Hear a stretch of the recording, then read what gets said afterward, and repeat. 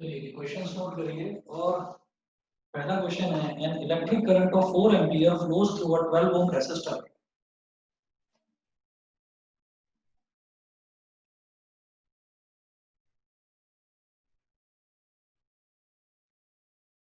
An electric current of 4 ampere flows through a 12 ohm resistor. What is the rate?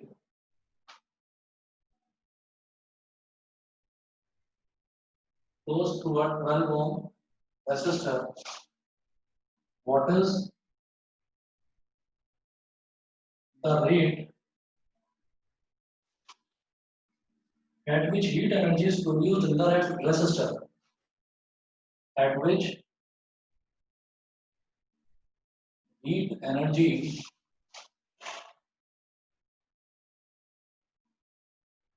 is produced in the resistor.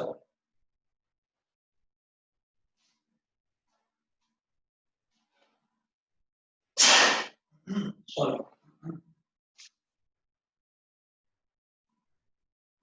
An electric current of 4 ampere flows through a 12 ohm resistor. एक electric current है 4 ampere का, वो 12 ओम के resistor में flow करता है। What is the rate at which heat energy is produced in the resistor. ठीक, जैसे हम ये बोलते हैं कि rate of change of displacement, उसको क्या बोलते हैं? वेलोसिटी। यानी कि डिस्प्लेसमेंट को जब टाइम से डिवाइड करते हैं तो वेलोसिटी आ जाती है। जब बोलते हैं rate of change of velocity तो उसको बोलते हैं एक्सेलरेशन। यानी कि जब वेलोसिटी को टाइम से डिवाइड करा तो हमारे पास एक्सेलरेशन आ गया। तो यहाँ पर रेट पूछ रहे हैं, ये रेट का इलेक्ट्रिसिटी में क्या मतलब? तो आप ये बताइए कोई ऐसा फॉर्मूला है जिसमें टाइम से डिवाइड होता हो? जब इन्होंने बोला what is the rate at which heat energy is produced in the resistor, ठीक, तो इसका मतलब हीट एनर्जी को ही तो हम W बोल देते हैं या H बोल देते हैं। ठीक है, तो अब ये पूछ रहे हैं what is the rate at which, तो पावर क्या होता है बताएंगे? पावर की जो बेसिक डेफिनेशन होती है वो यही होती है, work done upon time taken. बताइए, जो पावर करवाया था आपको, पावर की जो बेसिक डेफिनेशन होती है वो यही होती है, work done upon time taken. और W जो है, W क्या है? W होता है, मैंने बताया था W की भी यूनिट जूल है, हीट एनर्जी की भी यूनिट जूल है। तो हम यहाँ पर ये कह सकते हैं कि ये पूछ रहे हैं what is the rate at which heat energy is produced. Rate at which heat energy is produced यानी कि H अपॉन T। ठीक, तो रेट जब भी पूछा जाएगा तो इसका मतलब क्या है कि हम टाइम से डिवाइड करेंगे, रेट जब भी पूछा जाएगा। और हीट का फॉर्मूला क्या होता है बेटा? हीट का फॉर्मूला होता है VIT। ठीक है, तो T से T कैंसिल आउट हो गया, तो बेसिकली ये मेरे पास पावर आ गया। ठीक है, V इंटू आई। तो इसका मतलब ये जो दे रखा है ना, ये इतना पोर्शन जो दे रखा है what is the rate at which, ये सिर्फ कंफ्यूज करने के लिए दे रखा है। ये सीधा सीधा पावर भी पूछ सकते थे पर पावर नहीं पूछा, उन्होंने रेट पूछा। ठीक, अच्छा अब क्या करेंगे इसमें देखिएगा, इसमें वी आई और मेरे को इसमें P इज इक्वल टू हो गया बेटा वी आई। मुझे क्या गिवन है? एक तो आई गिवन है, आई है 4 एम्पियर और रेसिस्टेंस गिवन है 12 ओम। ठीक है, तो मैं इस V को क्या लिख सकता हूँ? V को लिख सकता हूँ मैं आई आर। तो P is equal to V की जगह मैंने लिख दिया I R multiplied by I. तो ये हो गया आई स्क्वायर आर। तो आई स्क्वायर कितना हो गया? 4 का स्क्वायर, और आर कितना हो गया? 12। 4 का स्क्वायर 16, 16 इंटू 12, तो दिखाई दे रहा है 16 टू जा 32, 3 कैरी आ गया, 16 वन जा 16 और 3 90, 192 वॉट। बताओ समझ गए? दोनों समझ गए? ठीक है, चलिए ठीक। उसके बाद अगला देखते हैं।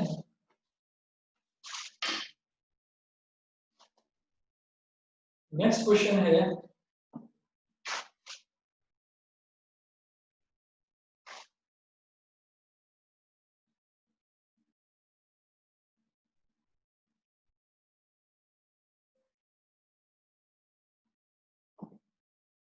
A heating element is marked 210 volt, 630 watt. Is marked 210 volt, 630 watt. What is the current drawn by the element?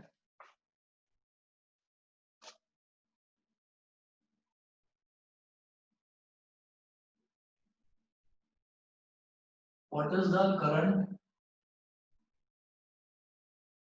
drawn by the element? What is the current drawn by the element?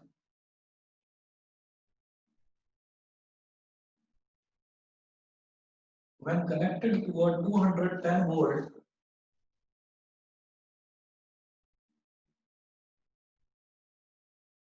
when connected to a 210 volt DC mains, 210 volt DC mains, what is the resistance of the element?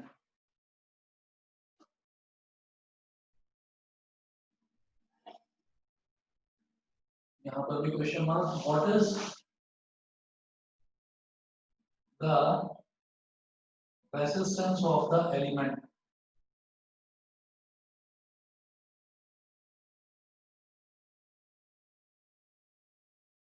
What is the resistance of the element? Element का मतलब यहाँ पर क्या है कि कोई एक मतलब ऐसा एलिमेंट मतलब वायर का बनता है एलिमेंट.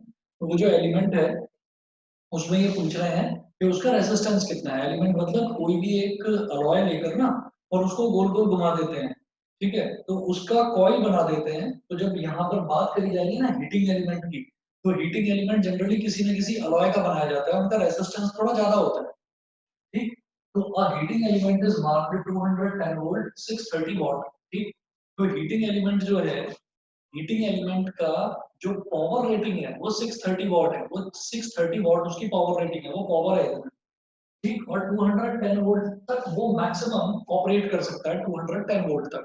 ठीक है, तो ये 210 वोल्ट पर वो कनेक्ट कर दिया जाए तो वो कितना करंट ड्रॉ करेगा. तो सीधी सीधी बात है, देखिएगा यहाँ पर पावर दे रखा है मुझे कितना, 630 वॉट. क्वेश्चन नोट कर लिया बेटा दोनों ने?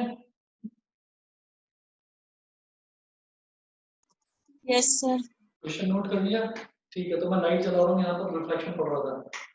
तो पावर दे रखा है 630 वॉट एंड वोल्टेज दे रखा है 210 वोल्ट. तो सबसे पहले वो पूछ रहे हैं what is the current draw. तो मैं जानता हूँ पावर का formula P is equal to VI. तो I इज इक्वल टू कितना हो गया, P अपॉन V, यानी कि 630 अपॉन 210. 0 से 0 कैंसिल, 21 3 जा 63. तो ये हो गया 3 एम्पियर. तो करंट तो हो गया 3 एम्पियर. उसके बाद ये पूछ रहे हैं कि what is the resistance of the element. तो आप ये देखिए, जब मेरे पास पावर है, जब मेरे पास करंट है, तो रेजिस्टेंस के लिए फिर मैं कौन सा रिलेशन लगाऊंगा? मैं लगाऊंगा P is equal to VI. में जानता हूँ, मैंने वोल्टेज को क्या बोल दिया, I into R as per Ohm's law. ठीक है, तो ये वो वाला फॉर्मूला बन गया पावर का, I स्क्वायर आर, जिसमें करंट और रेजिस्टेंस होता है. तो ये हो गया P is equal to I square R. अब I की वैल्यू कितनी आई थी, 3 एम्पियर. तो 3 का स्क्वायर, और पावर कितना दे रखा है, 630 वॉट, मल्टीप्लाई बाई आर. तो आर कितना हो गया, 630 अपॉन 9. तो 9 7 का 63 और आगे 0. तो रेजिस्टेंस कितना हो गया, 70 ओम. मुझे लगता है समझ गए होंगे, इसमें कुछ खास था नहीं, क्वेश्चन में आसान था. Yes sir. ठीक है जी, चलिए जी अगला क्वेश्चन लिखिएगा. A 10 volt storage battery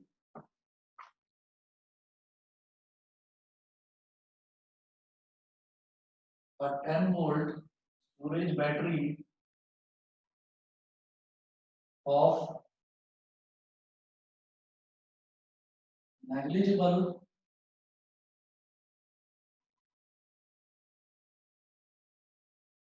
a 10 volt storage battery of negligible internal resistance of negligible internal resistance is connected across a 50 ohm resistor is connected across a 50 ohm resistor is connected across a 50 ohm resistor made of alloy manganese made of alloy manganese MANGANIN manganese. Full stop. How much heat energy is produced in the resistor? How much heat energy is produced in the resistor in 1 hour? Question mark. What is the source of this energy?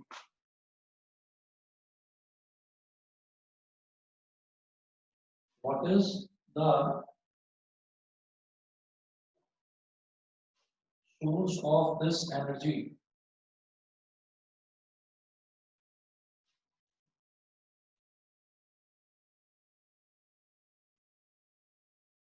देखिए करना क्या है 10 volt storage battery of negligible internal resistance एक battery दे रखी है जिसका internal resistance कुछ भी नहीं है ना के बराबर है ठीक इसका मतलब हमें उसकी बात ही नहीं करनी तो 10 वोल्ट स्टोरेज बैटरी यानी कि वोल्टेज कितना दे रखा है इसका इनिशियल डिफरेंस 10 वोल्ट और is connected across a 50 ohm resistor made of alloy manganese ठीक है तो रेजिस्टेंस जो दे रखा है वो दे रखा है बेटा 50 ओम उसके बाद how much heat energy is produce in the resistor in 1 hour तो टाइम कितना दे रखा है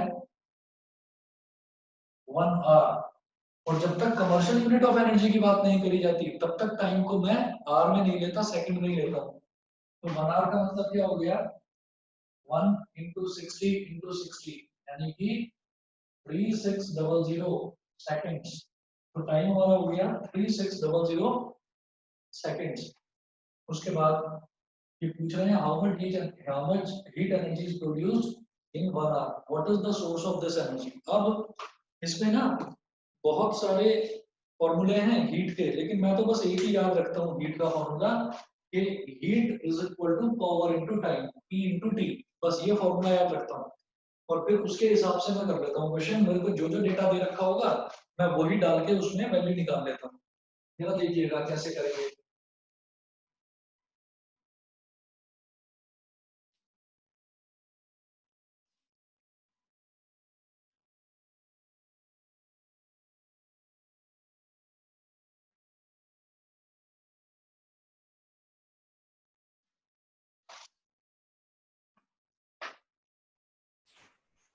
सर हाँ जी सर हीट एनर्जी कितनी आ रही है अच्छा निकाल लिया Yes, sir.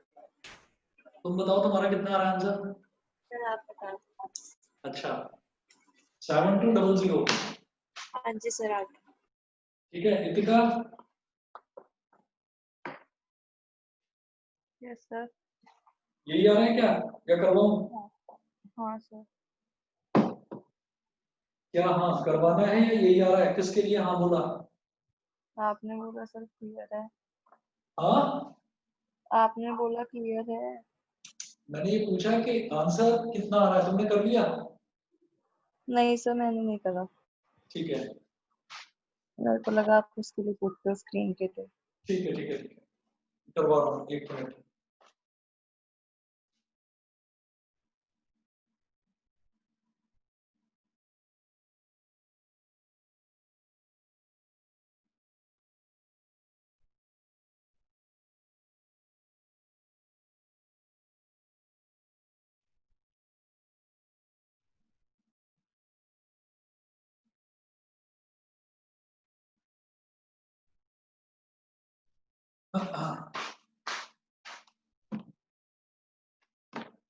देखिए यहाँ पर टाइम दे रखा है, वोल्टेज दे रखा है, रेजिस्टेंस दे रखा है और हीट एनर्जी पूछना है। तो हीट का फॉर्मूला होता है power into time taken. Power का फॉर्मूला होता है वी आई, तो वी आई टी हो गया ये, ठीक है। लेकिन मेरे पास V है और R है और T है, मेरे पास I नहीं है, तो I को मैं कर दूंगा V upon R। V I की जगह लिख देंगे V upon R into T। अब वैल्यू डालो, वोल्टेज कितना है 10 मल्टीप्लाइड बाई V कितना है अगेन 10, रेजिस्टेंस कितना है 50 और टाइम कितना है 3600। तो ये हमारे पास हो गया 10 5 जा 50 और 5 2 जा 10, 2 इंटू 3600 कितना हो गया 7200 जूल। अच्छा जी, अगला क्वेश्चन देखिएगा। इलेक्ट्रिक मोटर,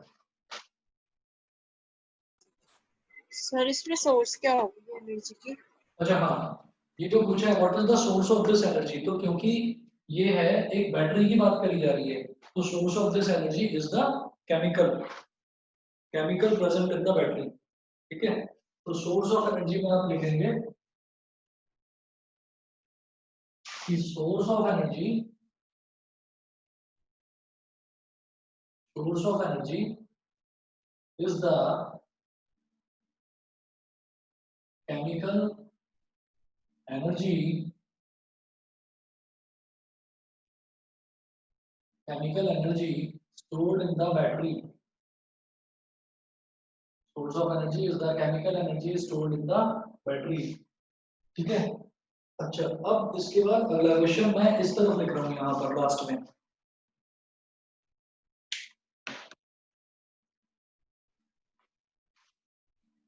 अगली वीडियो बहुत ज्यादा अटक रही है या मुझे ही ऐसा लग रहा है? सर आज अटक रही है। अच्छा, मैं देख रहा हूँ ना यहाँ पर लैपटॉप में अटक अटक के चल रही है।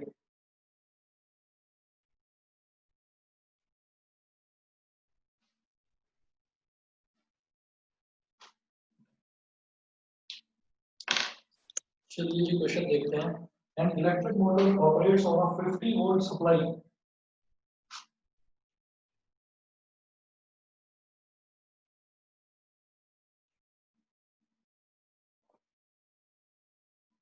an electric motor operates on a 50 volt supply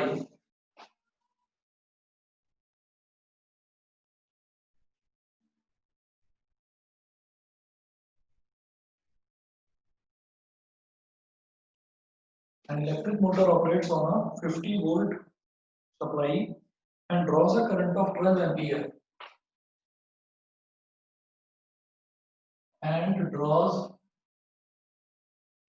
a current of 12 ampere. If the motor yields a mechanical power, if the motor yields a mechanical power, the motor yields a mechanical power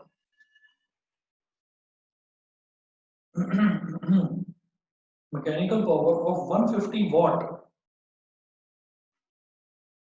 of 150 watt, comma, what is the percentage efficiency of the motor? What is the percentage efficiency of the motor?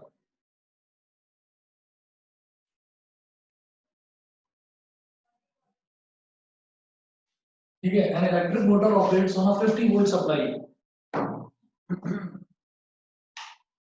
An electric motor operates on a 50 volt supply. एक electric motor है, वो 50 volt supply पर operate कर रही है and draws a current of 12 ampere. इसका मतलब क्या है, एक इलेक्ट्रिक मोटर जो है वो करंट खींच रही है कितना 12 एम्पीयर का, और कितनी सप्लाई, कितनी है सप्लाई वोल्टेज है 50 वोल्ट्स की, यानी कि पोटेंशियल डिफरेंस इतना दे रखा है।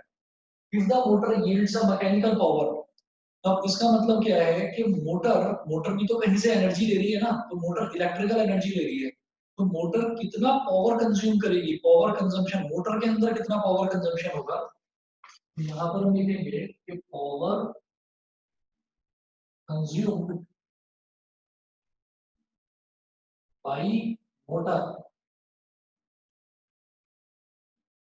इसको मैं बोलूंगा इनपुट पावर, इसको मैं बोलूंगा बेटा input power is equal to V into I, V I, ठीक है। तो वोल्टेज कितना है 50 वोल्ट, और कितना करंट खींच रही है वो 12 एम्पियर का करंट खींच रही है, वो 50 वोल्ट इंटू 12 एम्पियर यानी कि 12 5 6600 वॉट। पहले ये बता दीजिए, इतना समझ में आ गया? और क्वेश्चन अगर नोट कर लिया हो तो क्वेश्चन मिटा दूं? सर एक मिनट। हाँ,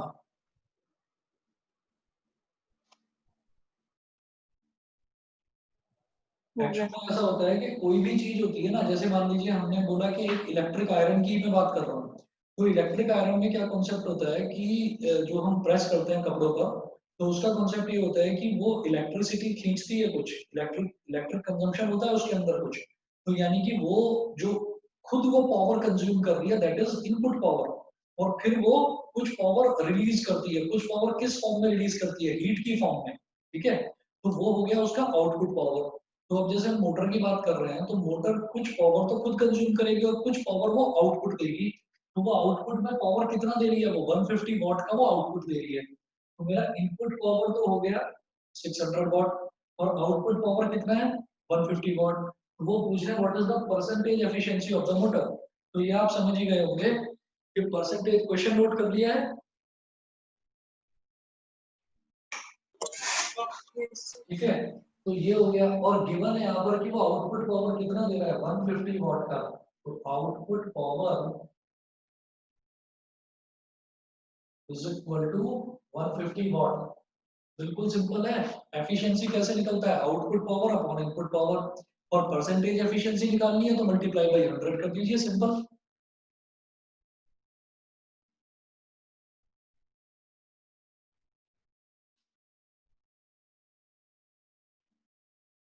तो percentage efficiency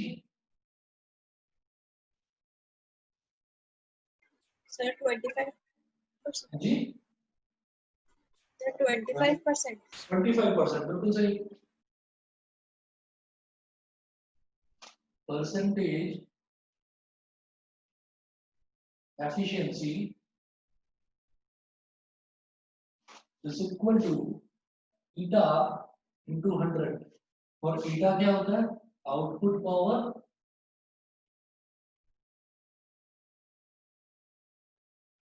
upon input power into 100। Output power कितना है 150 वॉट, इनपुट पावर कितना है 600 वॉट, मल्टीप्लाइड बाई 100, जीरो से जीरो कैंसिल, 15 4 जा 60 एंड 4 25 जा 100, ये आ गया 25%।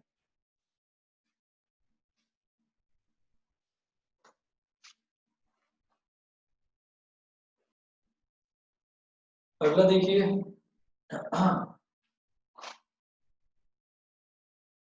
और देखिए दो दो नंबर के क्वेश्चन आते ही है, और हीट पे मतलब भरे रहते हैं, क्वेश्चन आते जरूर हैं, मतलब कई बार दो दो क्वेश्चन भी आ जाते हैं, एक साल में दो क्वेश्चन भी आ जाते हैं, लेकिन आते दो नंबर के। देखिएगा, अब नेक्स्ट क्वेश्चन है, an electric motor operating on a 50 volt DC supply,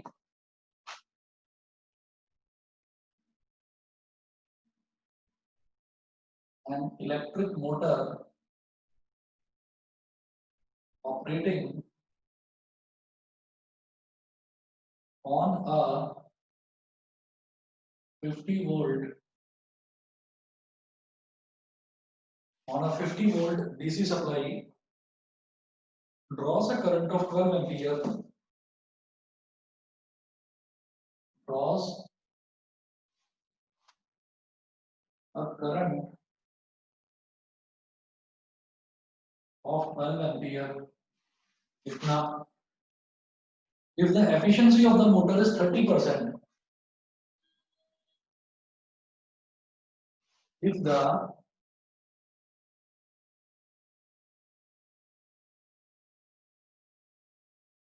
efficiency of the motor, if the efficiency of the motor is 30%, estimate the resistance of the windings of the motor. Estimate the resistance of the windings of the motor. ये ना ताकि question थोड़ा सा देखने में tough लगने लगे, इसलिए इन्होंने लिख दिया estimate the resistance of the windings of the motor. वो वाइंडिंग्स किसकी होंगी? वाइंडिंग्स मोटर की तो होंगी, ठीक है। तो इसका मतलब वो मोटर का रेसिस्टेंस पूछ रहे हैं कि मोटर का रेसिस्टेंस कितना होगा, आपको ये बताना है, ठीक। तो अब देखिएगा, जैसे मान लीजिए मैंने इस क्वेश्चन में बताया था, इससे पहले वाला जो क्वेश्चन था, इससे पहले वाले क्वेश्चन में मैंने आपको ये बताया कि जो एक इलेक्ट्रिक मोटर होती है, इलेक्ट्रिक मोटर का क्या काम होता है कि इलेक्ट्रिक मोटर करंट ड्रॉ करती है सप्लाई से। तो सप्लाई कितना दे रखा था, यहाँ पर 50 वोल्ट का सप्लाई था और वो 12 एम्पियर का करंट ड्रॉ कर रही थी, ठीक है। तो उसने जो करंट ड्रॉ करा सप्लाई से, उसकी हेल्प से हमने निकाली पावर, वो पावर कहलाएगी इनपुट पावर। फिर कुछ पावर वो डिलीवर कर रही है, तो जितनी पावर वो डिलीवर कर रही है वो वाली पावर कहलाएगी हमारी आउटपुट पावर। तो इनपुट पावर और आउटपुट पावर तो आपको समझ में आ गया होगा, लेकिन एक चीज जरा देखिएगा क्या होता है कि इनपुट पावर है 600 वॉट और आउटपुट पावर है 150 वॉट। तो इसका मतलब क्या हुआ कि कुछ पावर का लॉस भी तो हुआ। भाई इनपुट तो वो पावर कितनी ले रही थी, 600 वॉट की वो पावर ले रही थी मोटर, लेकिन वो डिलीवर कितना कर रही थी, डिलीवर कर रही थी 150 वॉट। तो 600 माइनस 150 वॉट, 600 माइनस 150 वॉट, ये पावर जो है, ये वाली पावर का क्या हो गया, ये तो लॉस हो गया। वो लॉस कहाँ होता है? The power is lost in the form of heat. Heat भी तो जनरेट होती है किसी भी मोटर में या किसी भी इक्विपमेंट में, हीट भी तो जनरेट होती है। तो जो पावर का लॉस होता है वो लॉस होता है हीट की फॉर्म में, उसको हम बोलते हैं पावर डिसिपेटेड। पावर डिसिपेटेड, मैं अभी मेंशन कर देता हूँ इस चीज को। देखिए इसमें क्या है कि as the efficiency as the efficiency of motor as the efficiency of motor is, कितना दे रखा है efficiency मोटर का 30%, as the efficiency of motor is 30%, so the power dissipated, dissipated का मतलब होता है खर्च हो जाना, the power dissipated as heat is, output मेरे को कितना मिल रहा है, आउटपुट मतलब एफिशिएंसी कितनी आ रही है, 30% एफिशिएंसी आ रही है, इसका मतलब 70% जो पावर है वो तो वेस्ट हो गई हीट के फॉर्म में। तो power dissipated as heat is 70%। ये समझ में आ गया, क्योंकि परसेंटेज टोटल तो 100 होती है, 30% मिल रही है, तो इसका मतलब 70% तो वेस्ट हो गई, ठीक। तो वो जो पावर डिसिपेटेड एज हीट है 70%, तो 70% किसका, जो इनपुट पावर है, इनपुट पावर का 70%।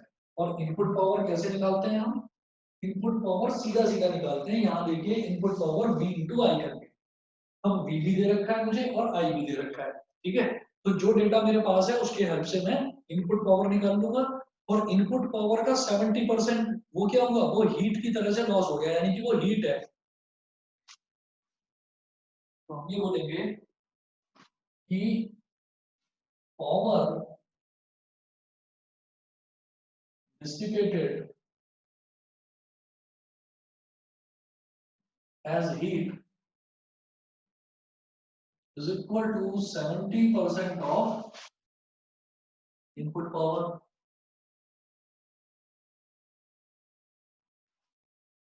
तो 70% of input power मतलब V into I, 70% मतलब 70/100, और ऑफ का मतलब होता है मल्टीप्लीकेशन।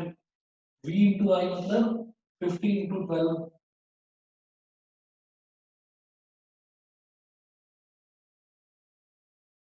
एक जीरो से एक जीरो कैंसिल, एक जीरो से एक जीरो कैंसिल।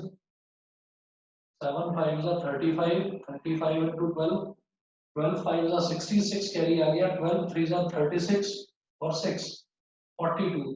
तो 420 वॉट ये वो पावर है जो हीट के फॉर्म में डिसिपेट हो गई, ठीक है। तो पावर डिसिपेटेड एज हीट।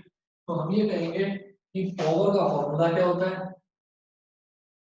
अब ये क्या पूछ रहे हैं मेरे से, अब ये पूछ रहे हैं कि estimate the resistance of the windings of the motor, ठीक है।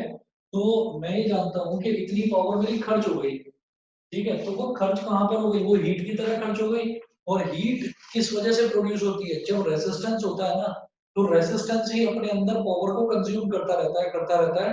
तो रेजिस्टेंस की वजह से ही हीट जो है वो लिबरेट होती है। तो हम ये कहेंगे कि पावर का जो फॉर्मूला होता है V इंटू आई, उस V इंटू आई को अब आप क्या लिख दीजिए, P इज इक्वल टू, क्योंकि मुझे मेरे पास करंट है और मुझे रेजिस्टेंस निकालना है, ठीक है। तो मैं क्या करूंगा यहाँ पर, इसको लिख दूंगा I अपॉन R इंटू आई। तो ये नहीं, गलत क्या क्या लिख रहा हूँ मैं, V की जगह आएगा आई आर इंटू आई। तो ये हो जाएगा P is equal to I square R. अब देखिए पावर डिसिपेटेड एज हीट कितना है, 420 इज इक्वल टू आई कितना है, आई है हमारे पास 12 एम्पियर। तो 12 का स्क्वायर इंटू आर, तो आर कितना हो जाएगा 420/144। 420/144 इसको करेंगे तो का वैल्यू आ रही है 2.9 ओम। बताइए समझ में आ गया।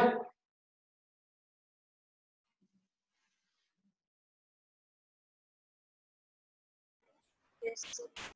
देख लो थोड़ा सा नेटवर्क ने थोड़ा मूड खराब कर रखा है।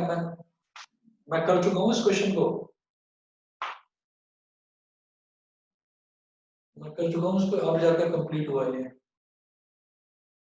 अब फिर चली गई।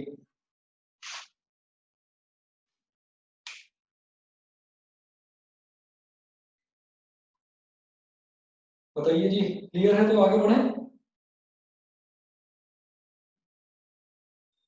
ये हो गया क्वेश्चन।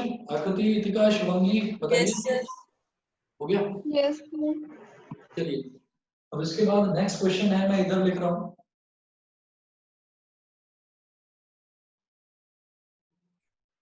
सर, आपकी वीडियो बहुत अटक रही है। हाँ इसने आज ना परेशान कर रखा है, आज इसने परेशान कर रखा है। मैं बोर्ड पर पहुंच चुका हूँ लेकिन स्क्रीन पर कुछ नहीं दिखाई दे रहा है। अब मैं एकदम से तेजी से चलता हुआ नजर आ जाऊंगा, फिर बीच में गायब हो जाएगी। Yes sir.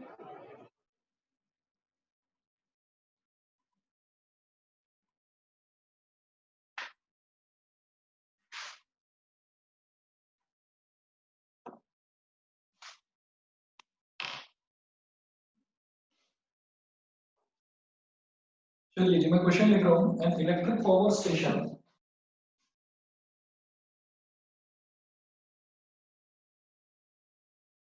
An electric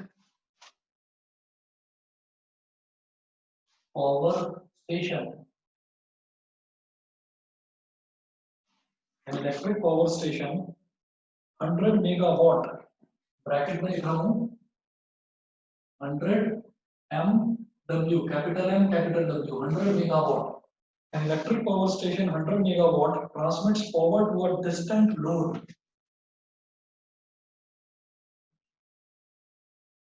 Transmits power to a transmits power to a distant load through long and thin cables. Through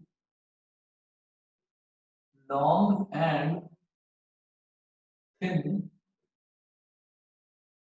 cables.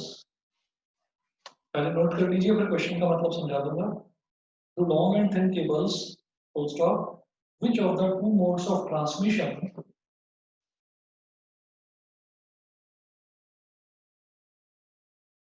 which of the two modes of transmission, which of the two modes of transmission would result in lesser power wastage, would result in lesser power wastage, lesser power wastage.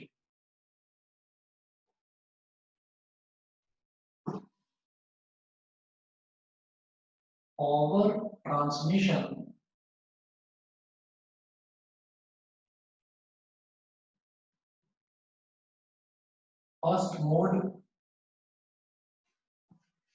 First mode में है 20,000 volt,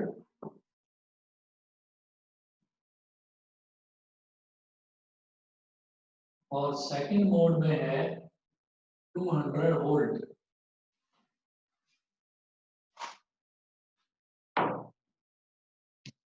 ठीक है, पहले question note करो।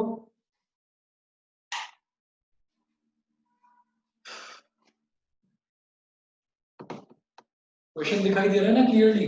मैं एक बार पढ़ देता हूँ। An electric power station 100 capital M capital W 100 megawatt, mega का मतलब होता है 10 की पावर 6। तो an electric power station 100 megawatt transmits power to a distant load. Distant load मतलब दूर कहीं पर वो पावर स्टेशन है, और पावर स्टेशन बहुत दूर घरों में वो इलेक्ट्रिसिटी सप्लाई करता है।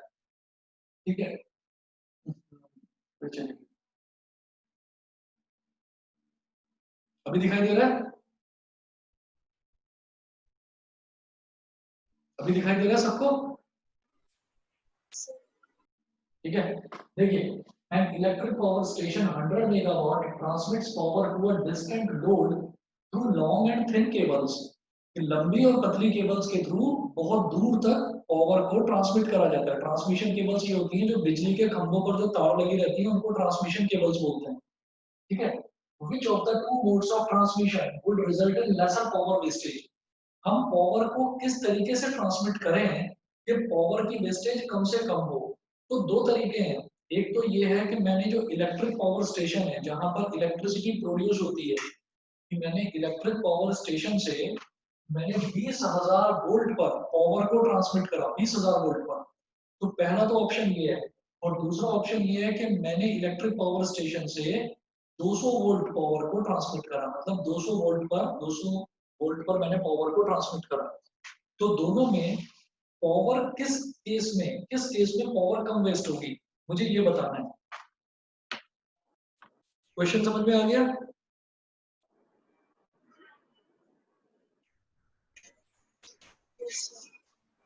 क्वेश्चन समझ गए? आकृति, गीतिका, ठीक है, चलिए मैं आगे बढ़ता हूँ। फिर देखो, थोड़ी सी प्रॉब्लम हो रही है नेटवर्क की, पर कोशिश करो समझने की।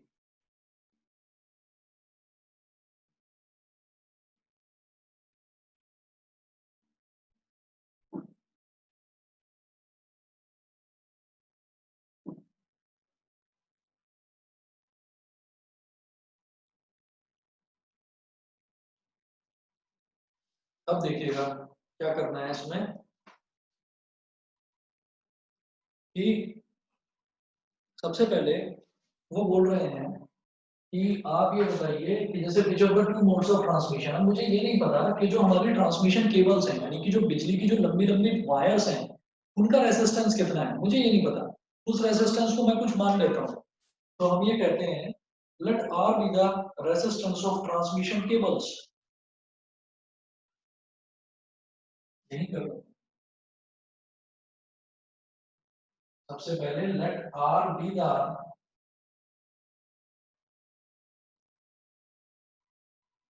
रेजिस्टेंस ऑफ ट्रांसमिशन केबल्स, क्योंकि हम इलेक्ट्रिसिटी को, हाई पावर इलेक्ट्रिसिटी को एक जगह से दूसरी जगह ट्रांसफर कर रहे हैं, तो उसको ट्रांसमिशन केबल्स बोल देते हैं, सिंपल वायर्स नहीं बोलते, होते वो वायर्स ही हैं, पर उनको ट्रांसमिशन केबल्स बोल देते हैं। तो उसके रेजिस्टेंस को मैंने R मान लिया, ठीक है। अब देखिएगा कि इन्होंने बताया है कि इलेक्ट्रिक पावर स्टेशन में जो इलेक्ट्रिसिटी प्रोड्यूस हो रही है वो कितनी पावर की प्रोड्यूस हो रही है, 100 मेगावाट। तो मैं ये कहूंगा कि यहाँ पर दे रखा है मुझे P is equal to 100 megawatt. Mega का मतलब होता है बेटा 10 की पावर 6, मतलब 100 इंटू 10 की पावर 6 वाट। तो ये क्या हो गया, ये टोटल हो गया 10 की पावर 8 वॉट्स। ये पावर हो गया 10 की पावर 8 वॉट्स, ठीक है। ये करने के बाद में फिर हम दो अलग अलग केसेस देखेंगे, ठीक। दो अलग अलग केसेस देखेंगे। फर्स्ट केस क्या है मेरे पास, फर्स्ट केस में इन्होंने बोला कि 20,000 वोल्ट पर आप पावर को ट्रांसमिट करिए, ठीक है। यानी कि पहले केस में जो वोल्टेज है उसको मैंने V1 बोल दिया, because it is first case voltage. तो ये हो गया मेरे पास 20,000 वोल्ट, 20,000 वोल्ट आ गया। पावर हमारे पास है ही, दे ही रखा है, तो power is not going to change. तो पावर कितना दे रखा है, 10 की पावर 8 वॉट। तो मैं इसकी हेल्प से मैं करंट निकाल लूंगा। तो करंट क्या होगा, I is equal to P upon V1। तो ये I1 निकल जाएगा हमारा, मतलब फर्स्ट केस का करंट निकल जाएगा। तो I1 कितना हो गया, 10 की पावर 8 अपॉन 20,000। तो इसमें मैं क्या करूंगा,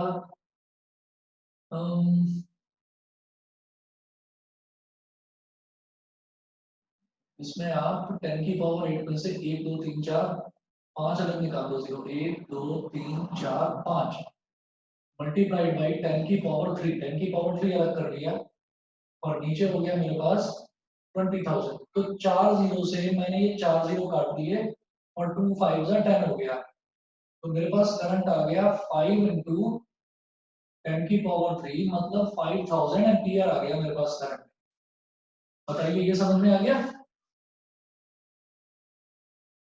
करंट आ गया हमारे पास 5000 एम्पियर। अब हीट जो डिसिपेट होती है वो मैं कैसे निकालता हूँ, जैसे यहाँ पर पावर डिसिपेटेड एज हीट, वो मैंने कैसे निकाला था, P is equal to I square R करके, ठीक है। तो इस केस में जो हमारी हीट डिसिपेट होगी वो कैसे निकालेंगे हम कहेंगे हीट डिसिपेटेड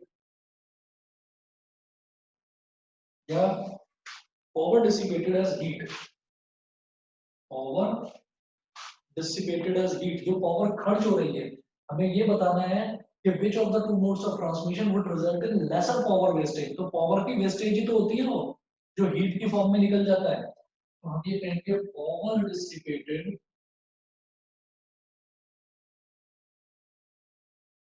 एज हीट। तो ये इसको मैंने बोल दिया P1, P1 is equal to I1 square R, क्योंकि वायर तो सेम है, केबल्स तो सेम है, और केबल्स का रेजिस्टेंस मैंने R मान लिया, तो ये R हो गया, ठीक। अब देखिएगा I1 स्क्वायर कितना है, 5000 का स्क्वायर मल्टीप्लाइड बाई R। 5000 को मैं लिखूंगा 5 इंटू 10 की पावर 3 का होल स्क्वायर इंटू R, यानी कि 5 का स्क्वायर हो गया बेटा 25, और 10 की पावर 3 का स्क्वायर क्या हो गया, 10 की पावर 6। तो 25 इंटू 10 की पावर 6 R, इतना मेरे पास क्या आ गया, वॉट। कि इतनी, तो इसमें फर्स्ट वाले केस में इतनी पावर वेस्ट हो रही है, ठीक है, in the form of heat. अब सेकंड केस की बात करते हैं, जब हमने 200 वोल्ट पर पावर को ट्रांसमिट कराया, तो सेकंड केस की बात करते हैं।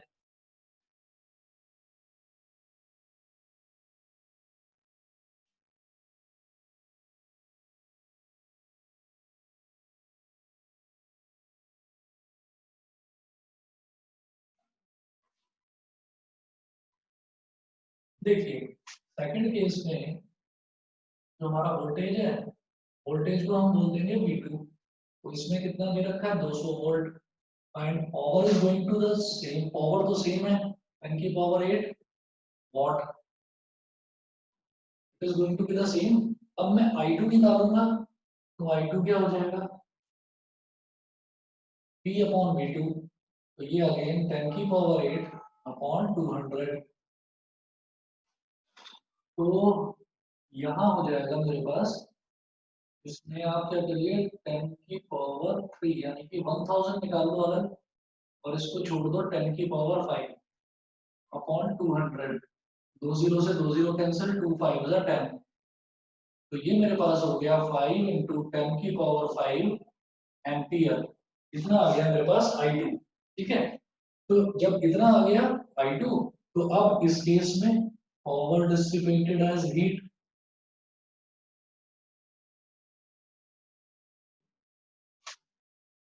इसमें पावर कितनी खर्च हो रही है हीट की फॉर्म में, P2 is equal to I2 square R, resistance तो वायर्स का सेम ही रहेगा, तो I2 कितना है 5 इंटू 10 की पावर 5 का स्क्वायर इंटू R, तो 25 इंटू 10 की पावर 10 R वॉट। तो आप ये बताइए कि P1 और P2 में ज्यादा क्या है, P1 और P2 में ज्यादा क्या है वैल्यू, ज्यादा कौन सी वैल्यू आ रही है,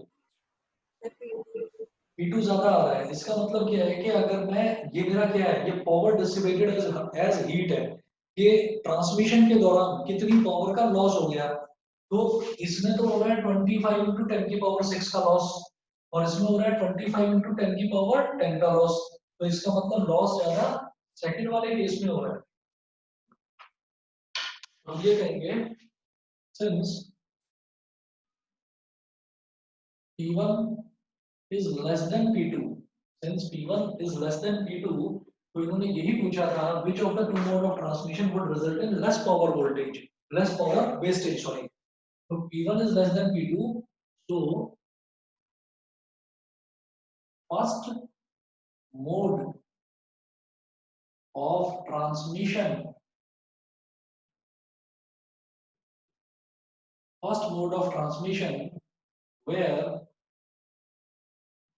capital V is equal to 20,000 volt is result in less power wastage, result in less power wastage, इस केस में पावर की वेस्टेज कम होगी। समझ में आ गया क्वेश्चन, ठीक है।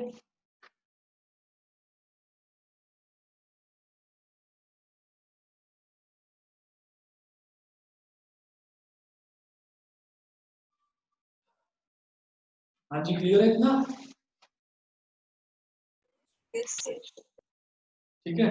अच्छा, इतने ही कर लीजिए आज क्वेश्चंस, क्वेश्चंस इसमें काफी हैं, कुछ और क्वेश्चंस भी आपको भेजूंगा, पर इसमें इतने ही कर लो क्योंकि मैं इस टाइम ना स्क्रीन के सामने खड़ा हुआ हूँ और आपको दिखाई दे रहा होगा कि स्क्रीन के सामने कुछ नहीं है। Yes sir. हाँ, तो मैं वही देख रहा हूँ कि नेटवर्क बहुत परेशान कर रहा है, अगला क्वेश्चन भी फिर ऐसे ही ना थोड़ा लंबा खिंच जाएगा, तो इसलिए इतना ही कर लीजिए, ठीक है। बाकी आपको नेक्स्ट क्लास में कराऊंगा, और ध्यान रखिएगा कि नेक्स्ट क्लास आपकी होती तो मंडे को है, पर मैं संडे को क्लास ले सकता हूँ, मैं तो संडे सुबह को में क्लास ले लीजिएगा। सकता। हाँ बेटा, तो सुबह मत लीजिएगा बस। नहीं नहीं सुबह नहीं, मैं लूंगा तो दोपहर में लूंगा, मतलब 12, 1 या 2 बजे के आसपास। Okay sir. हाँ जी। चलिए बेटा, okay thank you sir, bye sir. Thank you, sir. Okay okay.